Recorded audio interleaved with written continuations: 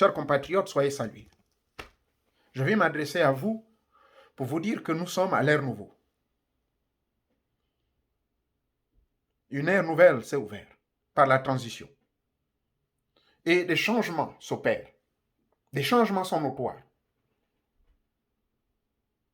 Je vais faire quelques remarques au passage. Arrêtez le culte de la personnalité. Non. Et pendant que je parle d'arrêter le culte de la personnalité, si moi, on m'aurait retenu pour aller là-bas, parler à la législation, parce que j'ai une expérience passée déjà dans la politique, je connais les rouages, je sais comment on écrit une loi. J'étais conseiller municipal de 1996 jusqu'en 2002. Et en même temps, maire adjoint, le troisième maire adjoint. J'ai participé à l'écriture de la loi 1596. Quand M. Pierre Mamboundou est notre député, c'était l'unique député qui était avec M. Pierre Mamboundou à l'Assemblée nationale. M. Makanga Blaise, un beau-frère à moi, il est là. Il est vivant encore. Nous écrivions ces lois-là. Nous avions participé à cette loi, 1596. Laquelle loi d'ailleurs est un avantage parce qu'elle permettait justement l'accomplissement de ce que nous vivons à la transition. Parce que M. le Président Oligui Nguema, notre président, chef d'État, a bien dit ceci, que dans tout ce que nous allons faire là, il n'existe plus ni PDG, ni majorité, ni opposition. Mais c'est cela la loi 1596, quand elle dit dans son article 8, je crois, que lorsque plusieurs partis politiques sont en course pour une élection quelconque et qu'aucun des partis n'a atteint la majorité ou un tiers de vote, la cohabitation est obligatoire. L'entente est obligatoire. S'asseoir ensemble est obligatoire. Et c'est cela le sens de cette transition. C'est cela le sens des paroles de notre président de la transition, le général de brigade, Brice Clotaire Oligui Nguema. C'est cela le sens de ces paroles. Donc nous n'allons pas partir avec des réflexes du PDG. Nous n'allons pas travailler avec des réflexes, moi je suis opposant, je suis ceci. Et nous ne partons pas aussi avec des réflexes de vouloir tricher, voler, mentir, ceci, cela. Tous ceux qui ont été sélectionnés, que ce soit de la société civile, est-ce que votre moralité, est-ce que vous êtes irréprochable? Est-ce que vous fonctionnez sur les hautes valeurs morales? Parce que la charte que nous avons actuellement exige d'une haute moralité de vous. Ceux qui vont être appelés dans la diaspora, là, est-ce que vous allez amener vos sales casseroles? Est-ce que vous êtes prêts à faire les sacrifices d'abandonner vos boulots? Parce que je vous informe que cette transition dure 2 ans.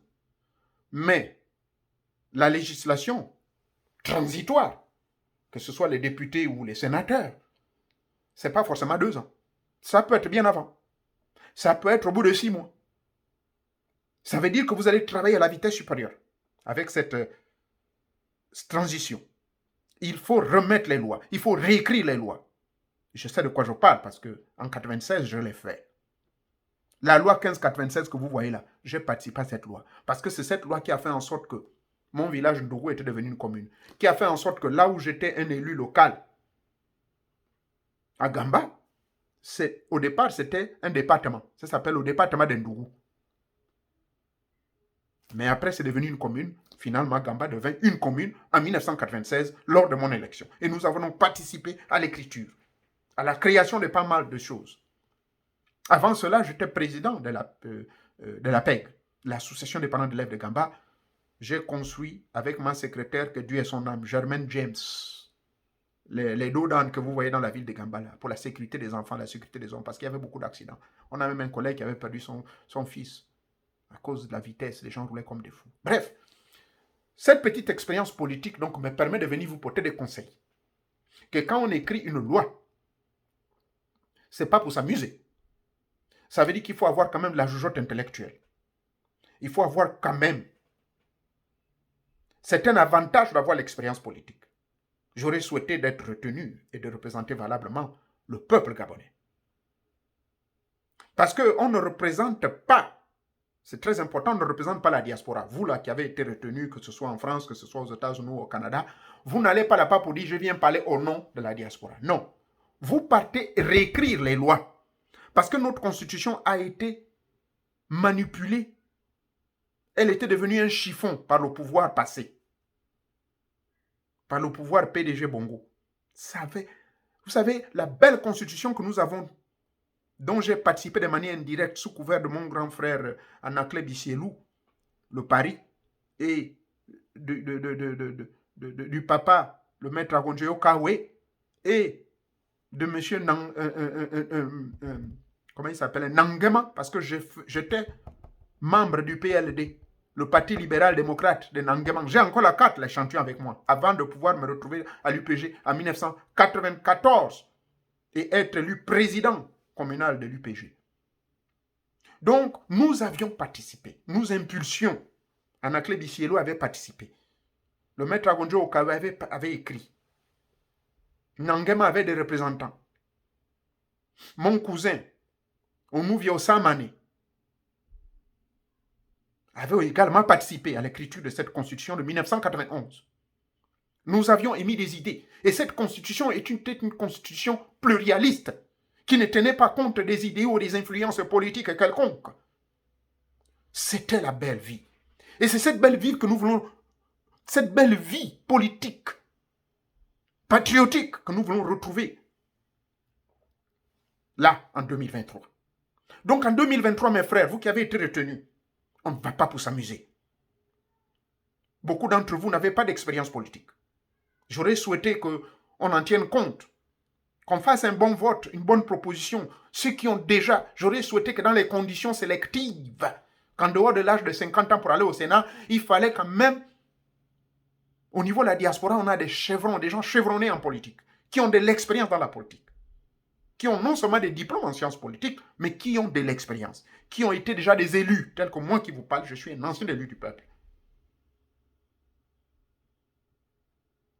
Bref, vous qui partez, vous n'allez pas vous amuser. Vous allez écrire et réécrire les lois. Les lois électorales, je vous ai donné un exemple sur le code électoral.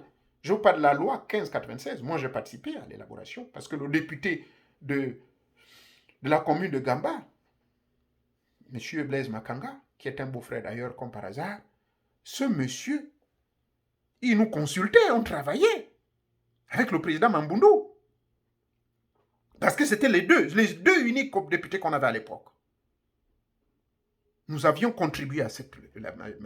Et cette loi, je vous dis que ça retrouve la philosophie du président qui dit on ne doit plus entendre parler de PDGistes, du PDG de la majorité ou de l'opposition. Mais il a raison parce que cette loi 1596 justement dit que lorsque plusieurs partis politiques sont en course et qu'il n'y a pas une majorité obtenue, la cohabitation est obligatoire, l'unité est obligatoire, le vivre en famille est obligatoire en tant que Gabonais.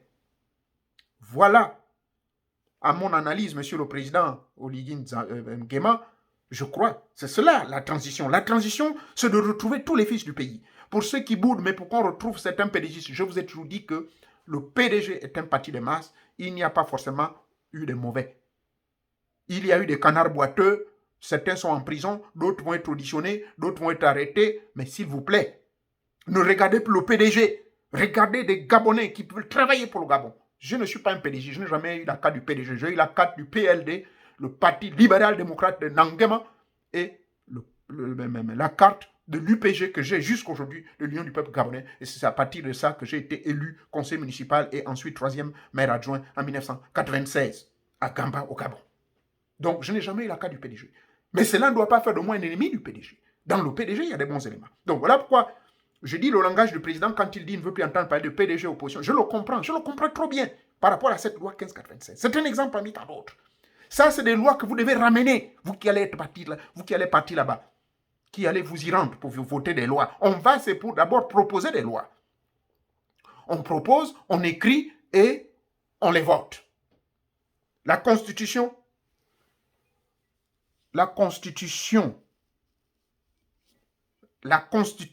était devenue un chiffon. Ça également, ça doit être revu. Ça doit être revu. Pardonnez-moi. Cette constitution doit être revue. Merci. Je tenais juste à vous sensibiliser que la transition va à la vitesse supérieure. Succès à tous ceux qui vont être retenus. Merci beaucoup.